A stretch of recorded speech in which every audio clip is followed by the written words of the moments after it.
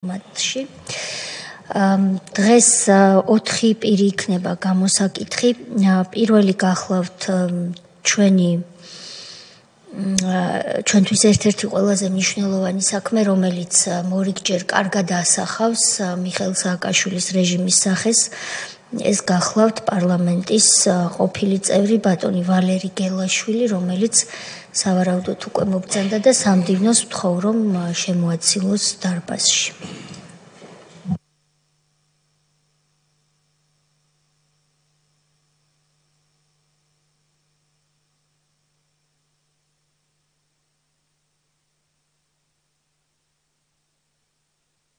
მოგესალმებით ბატონო ვალერი, როგორ ბრძანდებით? გთხოვთ დაბრძანდეთ. გიდასტურებთ პატივისცემას და მადლობას მოგახსენებთ მობრძანებისთვის. ვიცით რა თქვენი დატვირთული გრაფიკი და აქტიური ინტენსიური საქმიანობა, რომ გამონახეთ და მობრძანდით, ამისთვის მადლობას მოგახსენებთ. ბატონო ვალერი, პროცედურით დავიწყებ თქვენი ნებართვით, რაც 2 წუთს წაგვართმევს. გაფრთხილება უნდა გავაკეთო, როგორც ყველა მოწვეული პირის შემთხვევაში, რომ აი ეს დოკუმენტი, რომელსაც თქვენ გაეცანით სამდივნოსთან ერთად, გულისხმობს შემდეგს.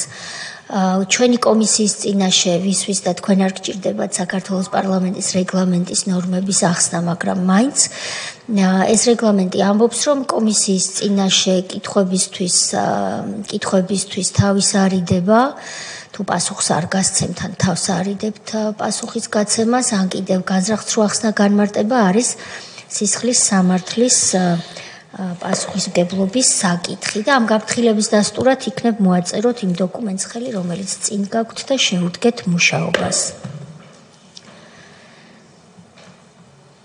დიდი მადლობა. ბატონო ვალერი, თქვენ ბრძანდებოდით პარლამენტის წევრი. პოლიტიკურ საქმიანობაში იყავით აქტიურად ჩართული, მაგრამ მოხდა ისე, რომ სააკაშვილის ხელისუფლების დროს უხეშად შეილახა თქვენი უფლებები, რის შემდეგაც უკვე, როდესაც ხელისუფლება შეიცვალა, არაერთი პოლიტიკური თანამდებობის პირი და არაერთი პირი გასამართლდა თქვენი ჯანმრთელობისა და სიცოცხლის წინააღმდეგ ჩადენილი დანაშაულების გამო. თქვენ პრაქტიკულად შეიძლება სალაპარაკო ენაზე ითქვას, რომ შემთხვევით ბეწვზე გადარჩით. აი ამ საქმის გარშემო ქრონოლოგიურად თუ შეძლებთ, რომ თავისუფალი თხრობის რეჟიმში გვიამბოთ რა მოხდა და შემდეგ კითხვებსაც დაგისვამთ და რა თქმა უნდა თქვენ თავისუფალი ბრძანდებით ის ფაქტები მოიყვანოთ, რასაც ჩათვლით საჭიროთ და რაც არ იქნება ნათქვამი, შემდეგ კითხვა-პასუხის რეჟიმში გამოვლინდება. გთხოვთ. ეს დაიწყო ბარდების რევოლუციის შემდეგ.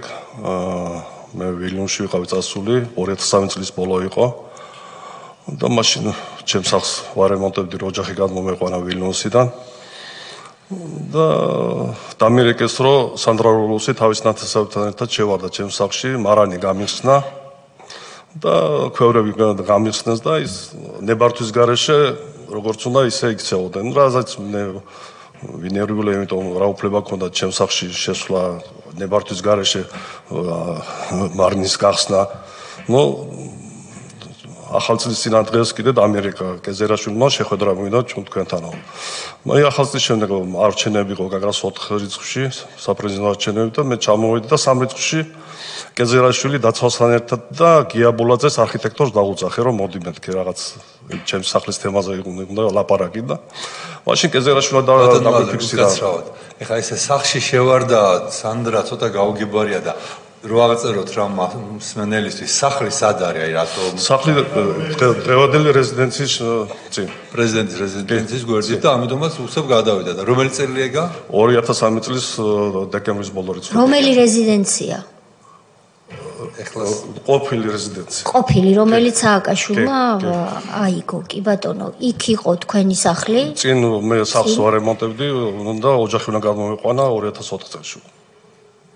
და სანდრა გულისხმობთ მიხეილ სააკაშვილის მეუღლეს? მიხეილ სააკაშვილის მეუღლეთ ჰოლანდიდან ჩამოვიდნენ მისი ნათესაობა და მოინდომა ალბათ რა ისი და სახლი დაკეტილი არ ქონდათ? დაკეტილი მქონდა, მაგრამ შევიდნენ გააღეს.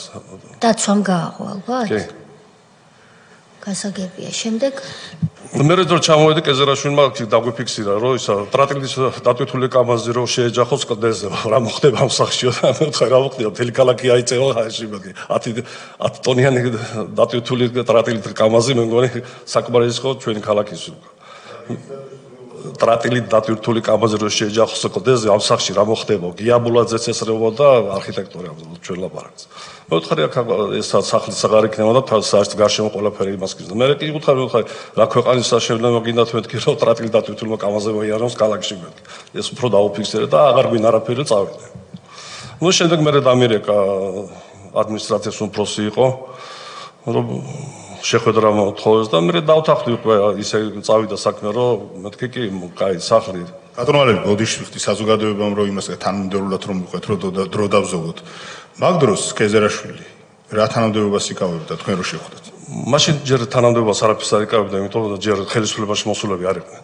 ეს იყო 2003 წლის ბოლო 2003 წლის 3 იანვარი იყო 2004 წლის არჩევნების წინადღე იყო ანუ ვარდების რევოლუცია მომხდარია და საპრეზიდენტო არჩევნები არჩევნები ჯერ არ ჩატარებულა მეორე დღეს არის 4 იანვარს არის არჩევნები ამიტომ არაფერი თანამდებობა არ ყო ჯერ არ ქონდა კეზერაშვილის თანამდებობა მაგრამ რა სტატუსით ესაუბრებოდით თქვენ მას როგორც წარმომადგენელი მიხეილ სააკაშვილის ასე გაგეცნოთ თუ იცნობდით მან არ ვიცნობდი მე მას დაგიკავშირდეთ და გითხრათ გამარჯობა ბატონო ვალერი მე ვარ სააკაშვილის წარმომადგენელი დავით კეზერაშვილი და არქიტექტორები და კეზერაშვილი თქვენ რატო არა მე ვიტომ ჩემ სახთან მითითებაზე რომ სახლის საქმეზე რომ უნდა და ჩემი არქიტექტორი იყო გიაბულაძე და გიაბულაძე ესწრებოდა იმ ამ ჩვენ შეესწრო ამ საუბარს კი ბატონო რომელიც დაადასტურებს ამ საუბარს ალბათ კი ბატონო შემდეგ იყო რომ დავთანხმდი ყველაფერზე მეთქი მომეცით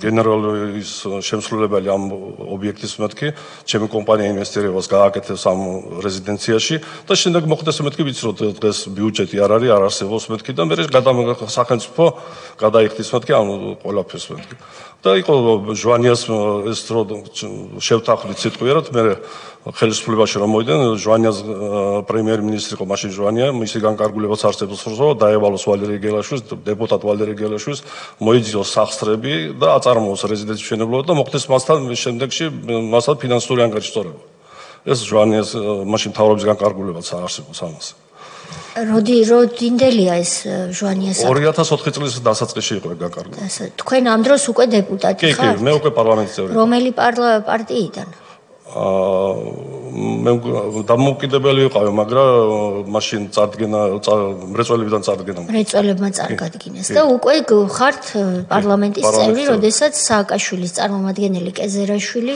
მაშინ როგორ იყო მეორე ტური და ჩაინიშნა და მეორე ტური გაზაფხულზე ჩატარდა. დიახ. ამიტომ ის იყო მეორე ტურს ველოდებოდით. თქვენ მაჟორიტარი იყავით მაშინ? აჰა, გასაგები. რომელი რაიონიდან? ხაშურიდან. კი. გასაგებია მეორე ტურის მოლოდინში ხართ, მაგრამ ნუ ყოველ შემთხვევაში მე ხო წინა პარლამენტის წევრიც ვიყავი 99 წლის. მანამდელი მოწვევის პარლამენტის წევრიც იყავით. ანუ წესით მათთვის უცნობი ადამიანი არ იყავით. ბილად რომ ვთქვა. გასაგებია.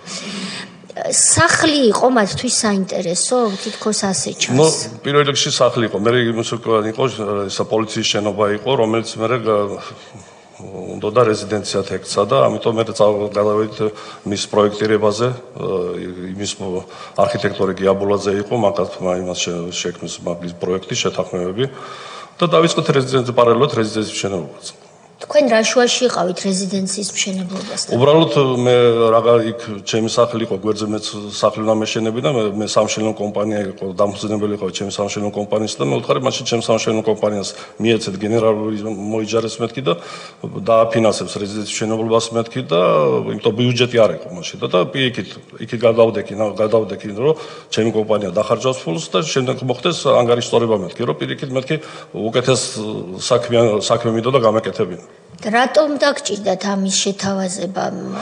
ნუ მაინც სხვანაირად არ გამოდიოდა. ტროტილით დატვირთული ავტომანქანი რაღაც მუქარასავით იყო თუ? არა, ჩემს მიმართ არ იყო მუქარა, არა. მაშინ არ იყო მუქარა. ხუმრობა იყო ეს. ნუ ეს კეზერაშვილი შეაკითხე და იმას არ ვიცი რა.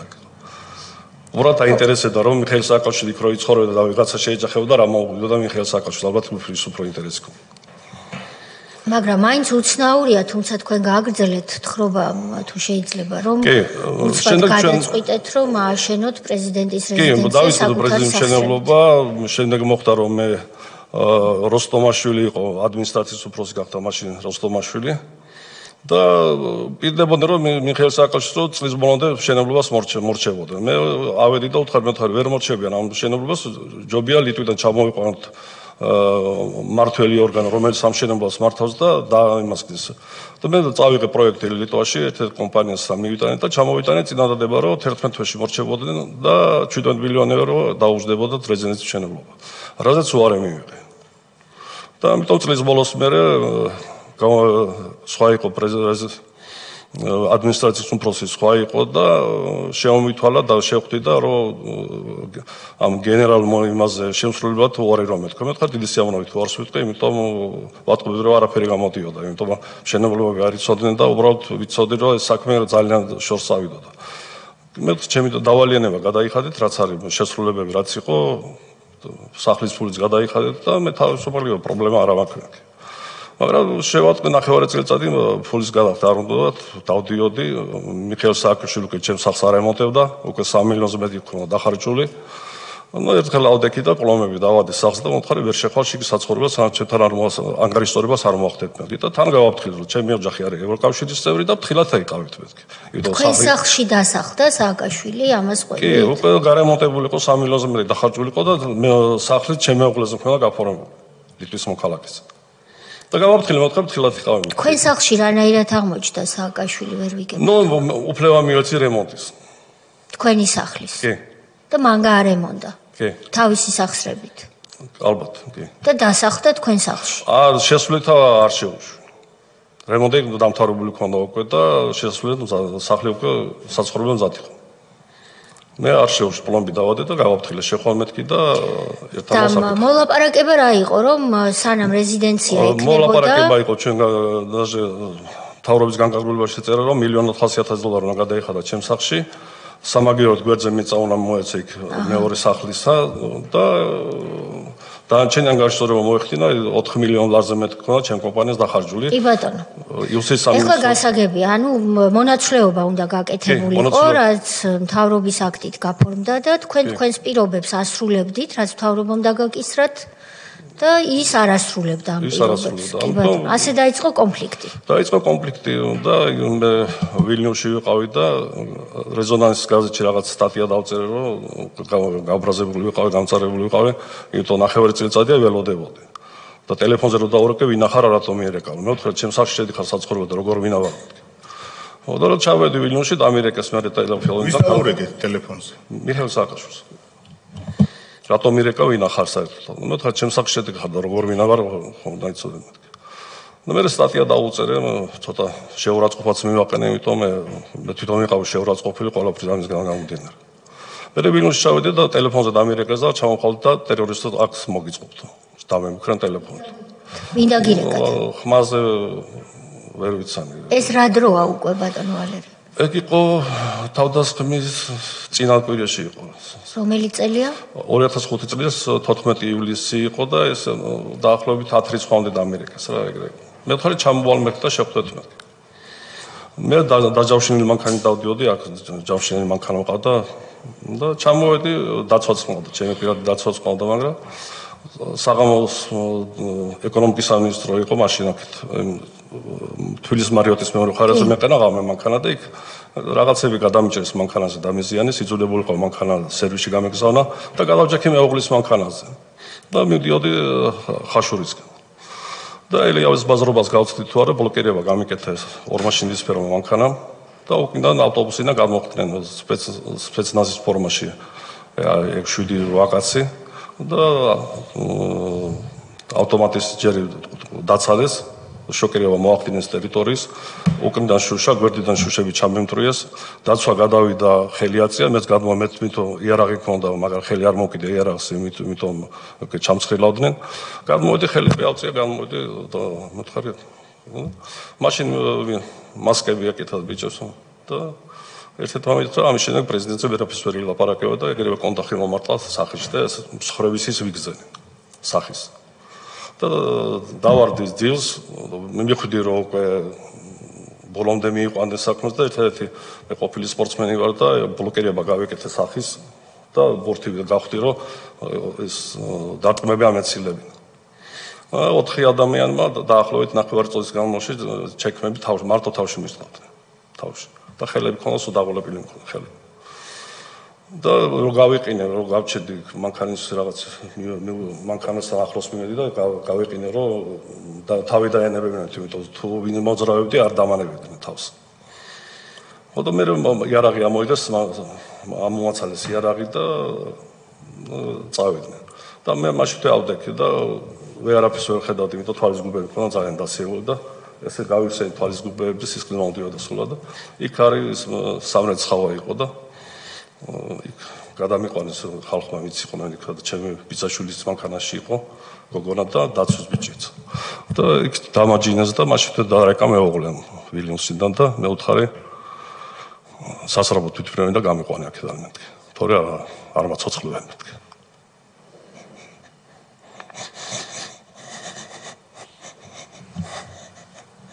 ეს ხდება 2005 წლის ზაფხულში 14 ივლისს და თვითმფრინავი ჩამოვიდა მე 19 საათში მანამდე სამავთყოფოში სითხეს მისხავდნენ და შარდენს არ მიკეთებდნენ რომ წყალი გავსილიყო ჩემი ფილტვები და გავთიშული იყო რომელ სამავთყოფოში ბრძანდა მიხაილოვსკი იყო მაშინ დღეს აღარისა დიახ 19 საათში მე თვითმფრინავი ჩამოვფრინდა იქიდან ჩემი სამეგობრო ექიმები ჩამოვიდნენ და თვითმფრინავში რომ გამშინჯეს გაფრენა არ შეიძლებოდა იმიტომ გავსკდებოდა წყლით ვიყავი სავსე ფილტვები და იქ 1 საათი რეაბილიტაცია გამიკეთეს სითხით გამათავისუფლეს და მე გავფრინდით ვილნიუსში თვითმფრინავშივე აღმოგიჩინეს სამედიცინო დახმარება წამოსვლები იყვნენ ექიმები სპეციალისტები რეანიმატოლოგები და იმათმასკინეს გამომიყვანეს მდგომარეობიდან და გავფრინდი ვილნიუსში და მე გავიკეთე 64 წელში ოპერაცია გავიკეთე 7 საათი თავის ქალა ჩამოხსნილი მქონდა და ფუძიძვალი მქონდა მოტეხილობა. უკაცრავად გადასხმებს მიკეთებდნენ შეგნებულად აკეთებდნენ გადასხმებს შესულიყო ფილტვებში? კი. საათ ნახევარი ჩემი რო ჩამოვიდნენ ექიმები საათ ნახევარი მაყდა რომ გავთიშული ვიყავ უკვე კომში წასულიყავ. რომელ სამავთყოფო თქვით? მიხაილოვსკი. მე ექიმთანაც გქონდა ლაპარაკი და დავალაპარაკეთ ჩემი ხირურგი ვინც ჩამოსულები იყვნენ და ნუ ან იმან იმას ქნა რომ ან უვიწყობით მოგივიდა თუ ან ისე იმიტომ მე მოკრებოდა მე ვთხარი და ჩივილს აპირებდა მთავარი ექიმი ვინც იყო და მე ვთხარი ჩივილები მეთქი და დაგიმტკიცებ ყველაფერს მეთქი მაგრამ ყავს მოწმენდი რომ ეგრეთ მდგომარეობაში ვიყავ ვინ იყო თქვენი ექიმი ხო არ გახსოვთ ვინც ამას აკეთებდა მაშინ და წახვედით ქვეყნიდან. წავედით ოპერაცია გამიკეთეს თორე მე დაცვის ბიჭი ჩამოვიყვანე ჩემი ისიც მე მგონი აფხაზეთის ყოფილი სპეცნაზელი იყო და აფხაზის სპეცნაზს გააკეთებინეს ეს აფხაზის სპეცნაზმა შეასრულა ყველაფერი. მე ჩამოვედი თქვი რომ ჩამოვალ მეთქი. ხო და რომ ჩამოვედი ყველა იმას ქნა რა როგორ გავბედე და ჩამოვედი. გამოჯამრთელდით და დაბრუნდით. კი, ორ თვეში დაბრუნდი. თქვენ როდესაც თავს დაგესხნენ საზოგადოებისთვის კიდევ ერთხელ ხაზი რო გავუსვათ, ამ დროს თქვენ იყავით პარლამენტის წევრი ვიყავ, კი. კი ბატონო. ნუ ჩამოვედი თორე მიშა სააკაშვილი იძულებული იყო რომ პირადი დაცვა დამინიშნა. ამიტომ რომ მაინც პარლამენტის წევრი იყო თავდასხმა და ვიყავი ჩვეულებრივად მოძრაობდი უბრალოდ უსაფრთხოების სამსახურიდან მითხრეს რომ ვალერი ბევრი არაფერი ელაპარაკო მიშაზე თუ იძულებული გახდეს კიდე რაღაცა ჩაგავაკეთეთ რომ წნანათი ხარ ვინ გითხრათ ეს ვინ გაგაფრთხილეთ ჩემი დაცვის მე ახალი დაცვა ვიყვანი ყოფილი შევარდნაძე დაცვის წევრი იყო და მეგობრები ყავდა უსაფრთხოების სამსახურში და იმას გადასცეს რომ ძალიან გთხოვთ რომ თავშეკავებულად მოიქცეთ რომ თორე კიდე მოგცეს ბრძანებს და იძულებული ვიქნებით კიდე გავუკეთებინოს მეთუმეტე სადამკუსმა მე ვიცი რომ ადამკუსი შეხვდა მიხეილ სააკაშვილს რო შეხვდა გააფრთხილა ხელს მოკიდებ გელაშვილს და ვეღარ გაპატიებ იმიტომ მე ოჯახი ლიტველი ადამკუსი გამომარდოთ ვინ არის ბატონო ვინ იყო ეს ადამიანი ლიტვის პრეზიდენტი გააფრთხილა რომ თუ შეეხები გელაშვილს მე ის ლიტვის მოქალაქეები არიან ოჯახი და ამიტომ იძულებული ვარ რომ რეაგირება მოხსენოთ. იმიტომ ამის გამო მე მგონი აღარ მეხებოდა სააკაშვილი. იმიტომ და დაგინიშნოთ დაცვა? კი, დაცვა დამინიშნა, მაგრამ შემდეგ ფიქრობდა როგორ პარლამენტიდან როგორ გავეგდე და 2006 წელს ინიციატივა გააკეთეს პროცედურულ კომიტეტზე რომ ვითომ ჩემი ბიჭი აწედა საბუთებს ხელს ხოლმე ვალერე გელაშვილი ისიც და იმის ამოიტანეს იმის საბუთი და აგერ ვალერე გელაშვილი ბიზნეს საქმიანობას ხელს აწესო და მე კი გუთხარი და ჩახედეთ 1995 წელს დაბადებული ის და 1900 მაგრამ არავინ გოგოლაშვილი იყო მაშინ კომიტეტის თავმჯდომარე და სამხრივ კენჭი მიყარეს გაიტანეს პარლამენტის შეუთავსებელი საქმიანობის მოტივით და გაიტანეს პარლამენტზე კენჭი მიყარეს და გამიშვეს პარლამენტიდან. მე წინა დღეებში ვიცოდი რომ ეს ხდებოდა და მე გაგრას ჯერ ვენით მიფრინავდით და მაშინ პარლამენტის თავმჯდომარე ბურჯანაძე იყო და მე უთხარი იცოდეთ რაღაცა ხდება მეთქი და მე მგონი რაღაცას ბანკერებენ მე და ფრთხილად იყავი იცოდე მეთქი საქმის ყურში იყავი მეთქი იმიტომ მე ჟურნალისტებმა მომიტანეს ამბავი რომ ვანო მერაბიშვილი იყო მოსული და რაღაცებს პარლამენტში იმაშვებოდა და ვიღაცამ ინფორმაცია მომაწოდა რომ შეგიწყვეტდნენ სტატუსს და უთხარით ქალბატონ ნინოს. კი, უთხარი იცოდა ჩავალო და მე მოვლი მაგათაო, მაგრამ თვითონ გაიტანეს საკითხი და თვითონ იმასგან ქალბატონანია. რო ჩამობძანდით ბატონო ვალერი, შეხვდით მიხეილ სააკაშვილს თუ კონტაქტი აღარ გქონდა? არა, ჩამოვედი უბრალოდ მე უკვე ყველაფერი შეხვდი წარმომადგენელი შეხვდა და ავდექი და ყველაფერი მეთქე დავამთავროთ მეთქე არ მიდეს სარეულობა მეთქე ფული ჩარიცხეთ მეთქე რაც ვალები გათ ჯერ კომპანიის ვალი დაფარეთ და მე ბინასაც გადმოგიწერთ მეთქე და ავდექი მე ბინას გადაუწერე კი, დავალიანება დაფარეს და დაარჩა სიმბოლურად დატოვეს 250,000 ლარი და ისიც სასამართლოებში ვიარა და ისიც აღარ გადაიხადეს. სიმბოლურად დაარჩა და მაინც არ ვიცი რაზე დატოვეს 250,000 ლარი. შემდეგ იყო 2007 წელს მე მეორე სახლს ვაშენებდი გვერდზე და 2007 წელს საფინანსო პოლიცია შემოვიდა კომპანიაში და წაიღეს კომპიუტერები ყველა საბუთები და რეაგირებას არ აძლევდნენ. 8 თვე რო გავიდა მე შეუთვალე რა გინდათ მეთქი და მე შემოვხდნენ ადმინისტრაციიდან, ქალაქის ადმინისტრაციიდან ის იყო გვარი აღარ მახსოვს პიროვნება. და შენი სახლი უნდათ მეორე სახლი და თავისუფლების მომენტაზე ის მქონდა მე ფართები მქონდა კუთხეში და ის უნდა სახელმწიფოს უნდა. მე ვთხარი ბიზნესი ქალაქის ადმინისტრაცია იგულისხმება თბილისის მერიის ადმინისტრაცია. მერიიდან იყო, მაგრამ ის შეხვედრაზე მოვიდა, ის იყო ნარმანიას ადგილზე იყო თანამდებობაზე იყო ქიტოშვილი იყო მე მგონი. ქიტოშვილი. მერი იყო გიორგი უგულავა. კი. ხო, მანამდე იყო ერთი ფაქტი იყო, რომ სახლის გადმოწერაზე თვითონ უგულავა შემხვდა ადმინისტრაციის უფროსი იყო. და სახლი გადმოწეროდა და წამოვიდა თორე რას იმზადმეთქი წამოუდექი ფეხზე.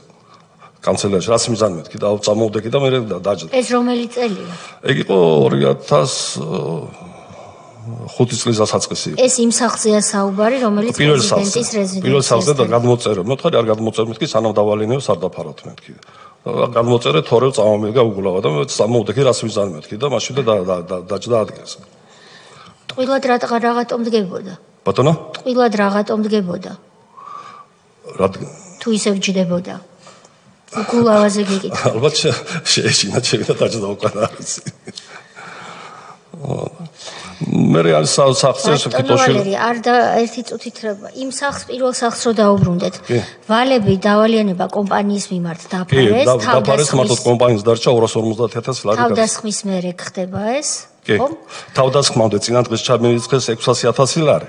სიმბოლურად რო ვითომ არაფერი, იმიტომ ეს თავდასხმა უნდა მოეწყოთ, ვითომ ბიზნეს გარჩევები მქონდა ვიღაცას და სხვა რაღაცით უნდა წაიყვანოთ, მაგრამ არ გამოვიდით. იმიტომ მე მე არ გავითიშე, აზზე ვიყავი და მაშინ დავაფიქსირე, რომ ეს იყო სპეცსამსახურები. და მithumetes მე კოდვა 200 მეტრაში მანქანაში ჯდა და კარაბინი ქონდა თან წამოღებული. იარაღი რომ ამომიღო, მე მგონი მესურდა კოდვა, კარაბინი ქონდა. ერეკლე კოდვა? კი. და 200 მეტრაში შეამჩნიეს იქ მანქანაში. ვინ შეამჩნია?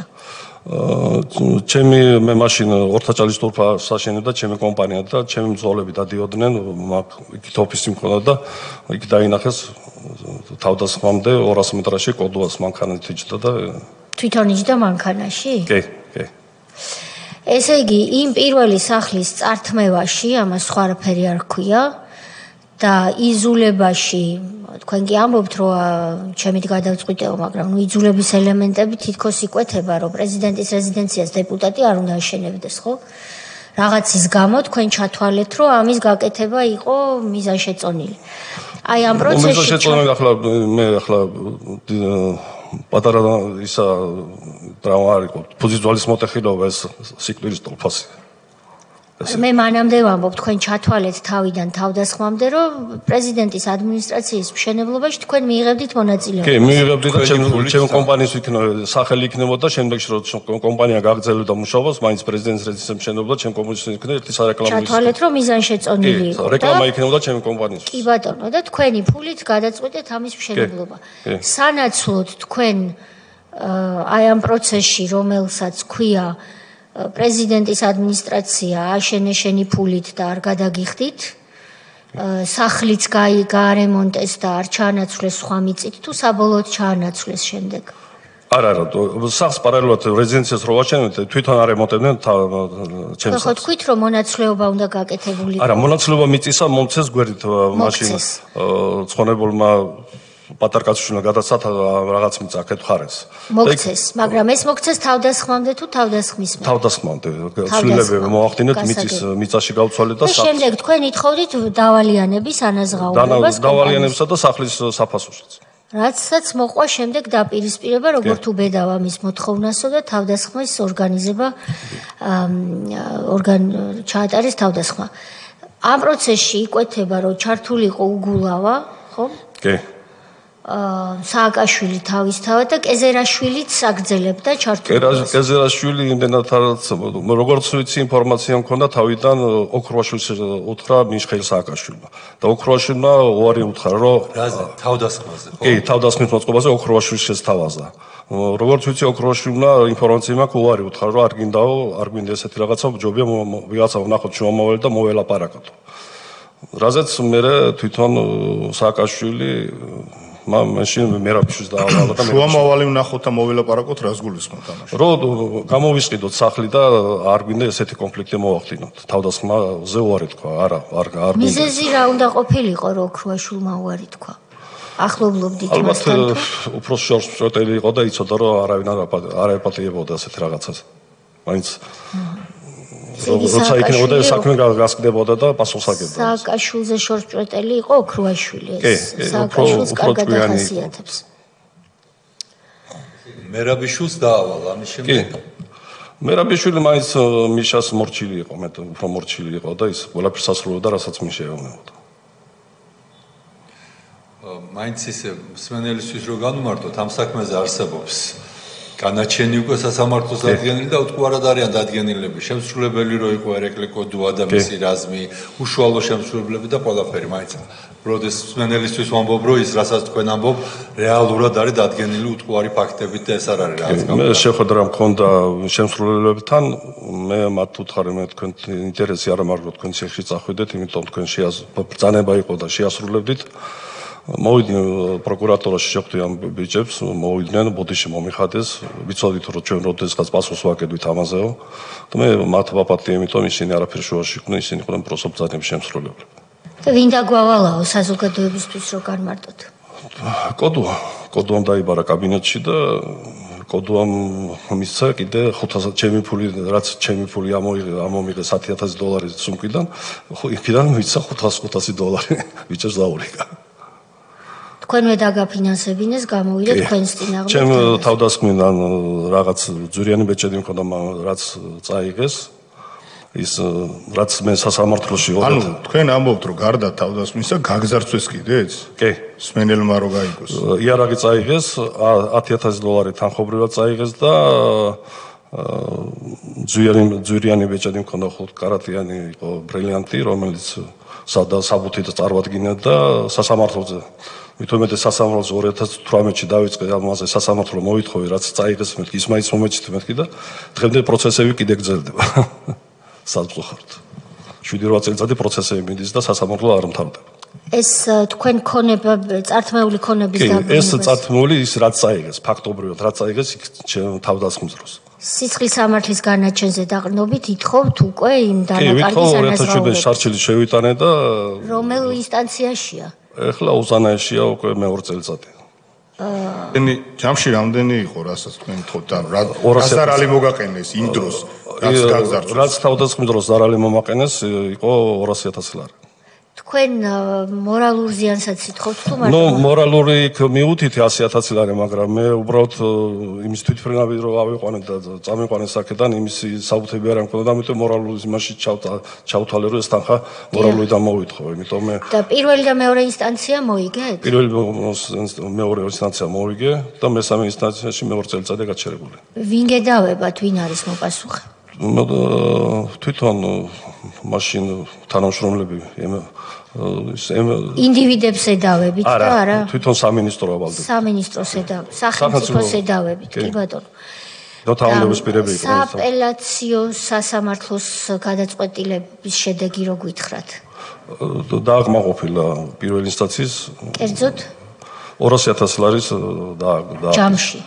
ჯამში მორალური და მატერიალური ერთობლივად და ეხლა უზენაესი იხილავს დასაშვებობა გავლილია აქვს თუ არ ვიცი ადვოკატი ყავთ ალბათ იმასაც ადვოკატი ყავს საყვანე მაგრამ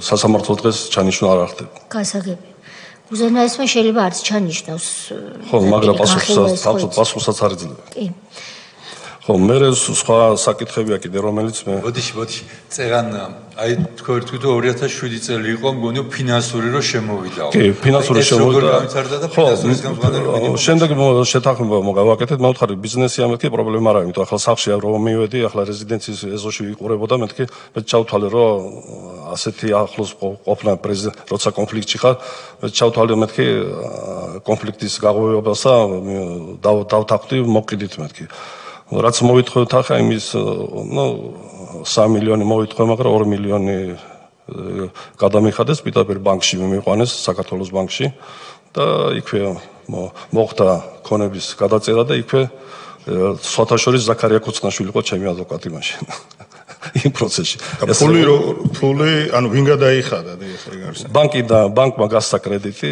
სხვათა შორის 21 წლის ბიჭი იყო საერთოდ შრომავალი ჩააყენეს ვიღაცა სესხებელი ვინ იყო სესხებელი კრედიტი სესხებელი საქართველოს ბანკმა ასეცხა ის ჩემი არა სესხებელი ვინ იყო კრედიტორი იყო ამ შემთხვევაში ბანკი მაგრამ სესხებელი ბიჭი იყო ვინც იყიდა რა 21 წლის ბიჭი იყო გვარი აღარ მოხსოვს ანუ თქვენი აი მეორე სახლი რასაც ბრძანებთ ვიღაც 21 წლის ბიჭმა იყიდა გამოუყვეს სესხი საქართველოს ბანკმა და საქართველოს ბანკიდან ჩამერიცხეს ფული ვილნიუმში თქვენთვის უცნობმა პირმა ვიღაც 21 წლის ბიჭმა იყიდა კი თვითონ მოიყვანეს რა კიტოშვილი ესწრებოდა კიტოშვილი ვინ თამადობდა უკაცრავად ამ ჟარგონისთვის ასე ვთქვათ ვინ უყურებდა ამ კომუნიკაციების ის იყო მაშინ კიტოშვილი დიმიტრი კიტოშვილი იმან მოიყვანა ბანკიდან ჩამერიცხეს ფული და გადაუწერეს სახლი და მეორე ობიექტზე მე ვთხარი 5 მილიონს თუ გადაიხდით მეთქი თვითონ თელი ცენტრში რა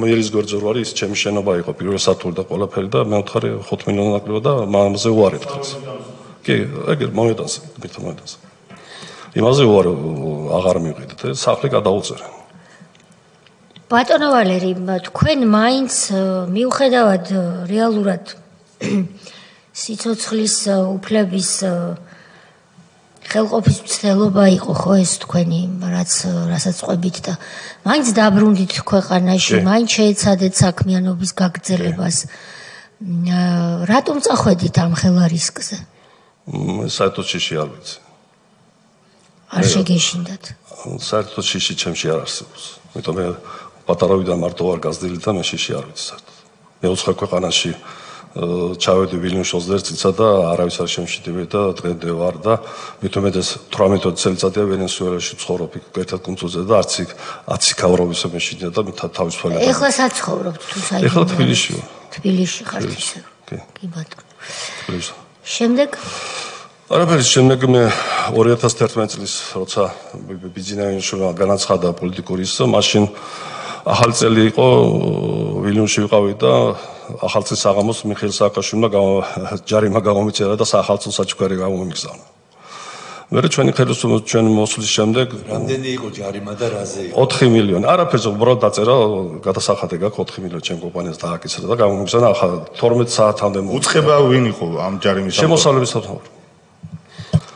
შემდეგ მოხდა რომ ჩვენ ხელისუფლების პერიოდში მე თხოვე და გამინახევრეს, ჯერ გამინახევრეს, მაგრამ მე იძულებული ვიყავი რომ ეს კომპანიისთვის მომეხსნა ქონება გადავეცი ჩვენ ხელისუფლებას და ჩაომიწერეს დავალიანება.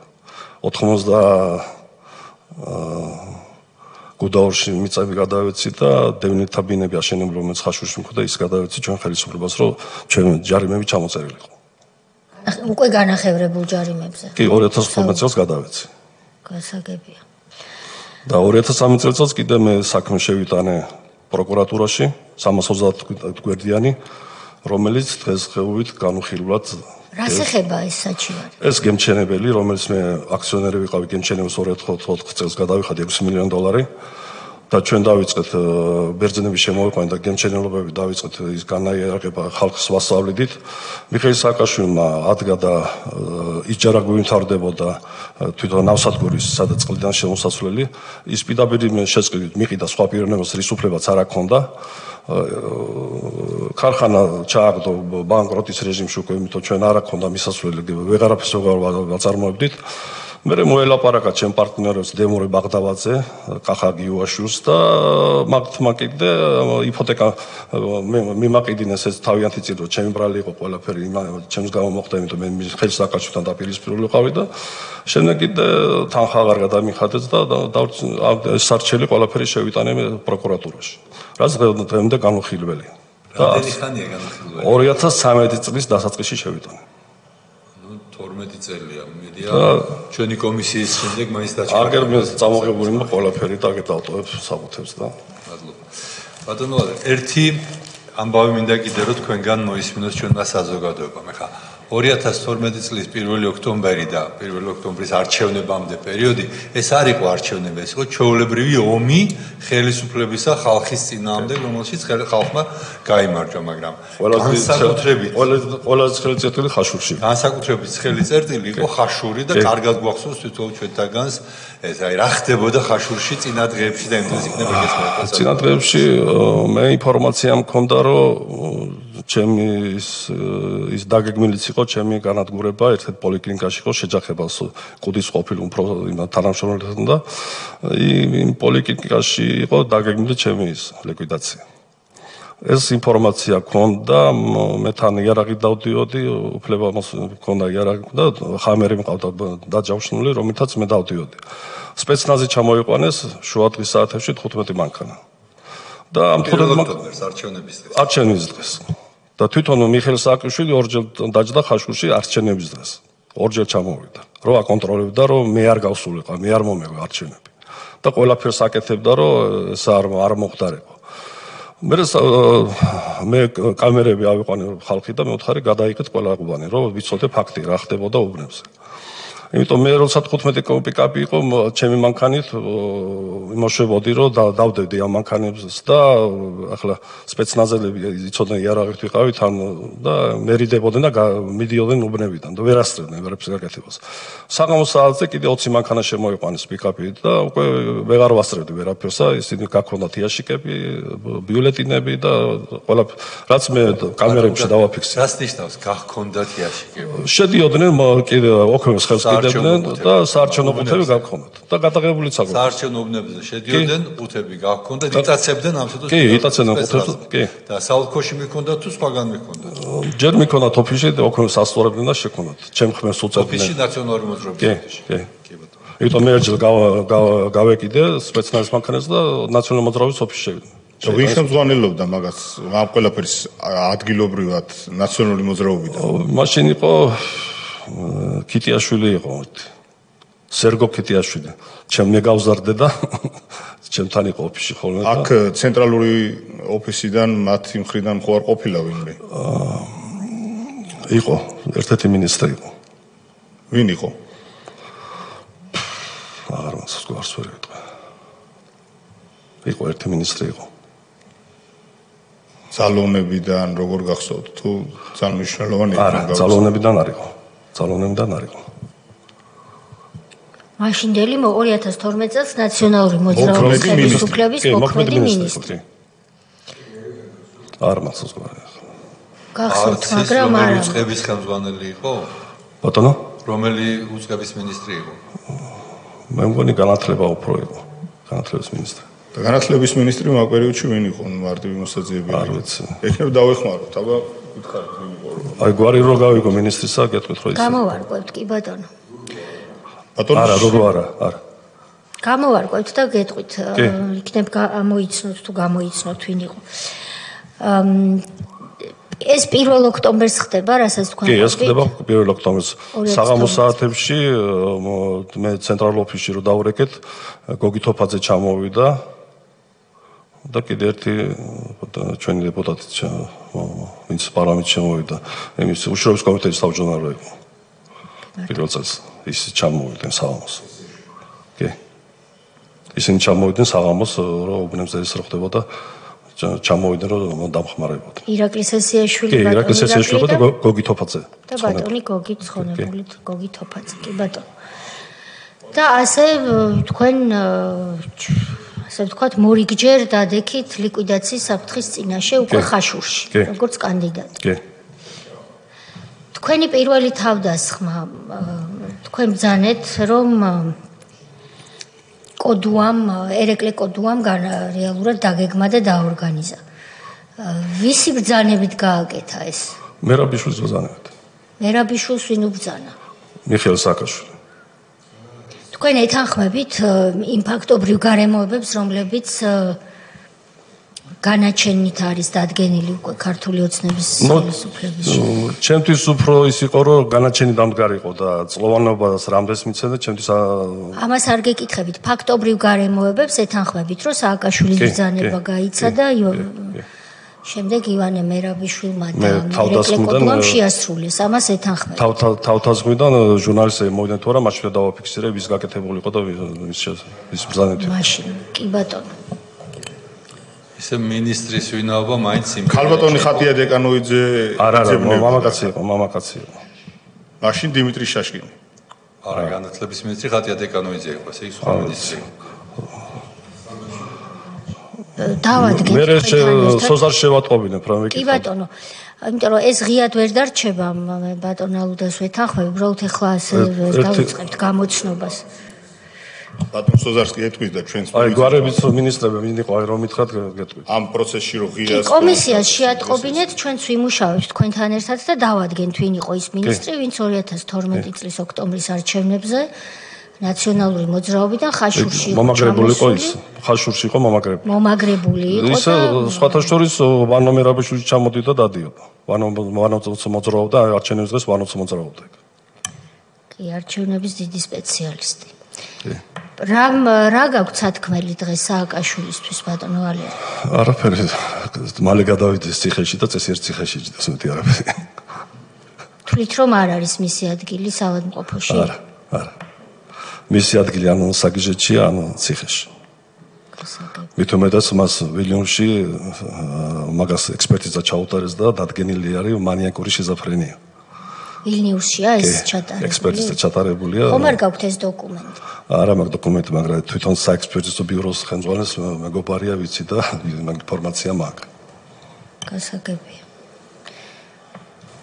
ბატონი სოზარი ამ ნაციონალური მოძრაობის წევრებს ძალიან უყვარდათ და დღემდე უყვართ ლიტვაში სიარული და გქონიათ იქ შეხვედრები მათ სარულ ბიორჯელ ხშირად იყო სააკაშვილი და უბრალოდ ბიორჯელ ვერ მივასწარე ხო ინფორმაცია რო ჩავიდი მქონდა რომ იყო გუშინი იყო და მე ვერ მივასწარე ხო მაგრამ ნაციონალური მოძრაობის წევრები ბევრი შემხვედრია ხლა თითქმის ყველა ვინმე მაინც თუ მოგიხადეთ ბოდიში განაჩენები გასაგებია ერთი ფაქტი მქონდა ვაშაძე ჩვენ საპარლამენტო დელეგაცია რო ვიყავით წასული 2013 წლის დასაწყისში დათოვლისუფლებული იყო მაშინ თავმჯდომარე და გიორგი ვაშაძეს ლიტვის სეიმში ვიყავით და რაღაცაზე ვლაპარაკობთ ჩემ თავდაღმაზე და აბა რა გეგონაო შეურაცხყოფა რომ მეაყენო იმასო პრეზიდენტს ხო და პარლამენტში ვიყავით თორე პასუხს გავცემდი ვაშაძეს ეს გიორგი ვაშაძე მითხრათ აბა რა გეგონაო ხო, ეს არის მაგათაც ესე იგი ნორმაა, რომ ადამიანის კი, ამიტომ არის, რომ ეს და სხვა შემთხვევები ადასტურებს იმას, რომ